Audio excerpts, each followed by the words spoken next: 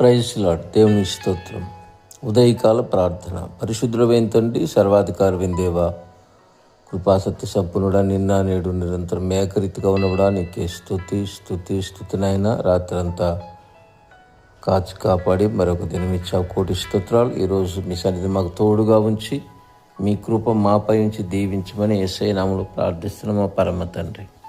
ఆమేన్. ప్రియులరా, ఈరోజు వాక్య ధ్యానం కొరకు ప్రసంగి రాసిన గ్రంథం 2వ అధ్యాయం 13వ వాక్యం. అక్కడ జ్ఞాని అయిన సొలొమోను గారు 2 విషయాలు తెలుసుకున్నాడు.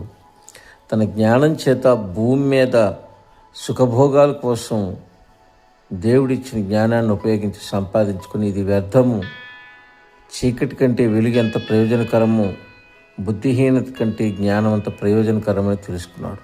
మనం కూడా భూమి మీద జీవించినంత కాలం దేవుని చిత్తాన్ని ఎరిగిన వారమై, మరి సొలొమోను గారు తన జీవిత పాఠాన్ని మన ముందు ఉంచాడు కనుక దాన్ని బట్టి చీకటి అంటే గతించిపోయేది, శూన్యం,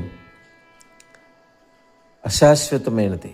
వెలుగంటే పరలోకం, నిత్యము, అక్కడది శాశ్వతమైనది, అది నాశనం లేనిది. ఆయన ఇచ్చిన ఆయుష్ని మనం అనుభవిస్తూ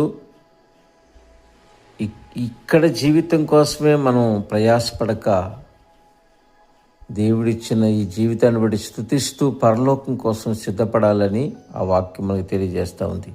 ఈ విధంగా మనం చేసి సిద్ధపడి దేవుని నామాన్ని మహిమపరిచి నిత్యత్వంలో యుగయుగాలు దేవుణ్ణి ఆరాధించుదుముగాక. ఆమెన్.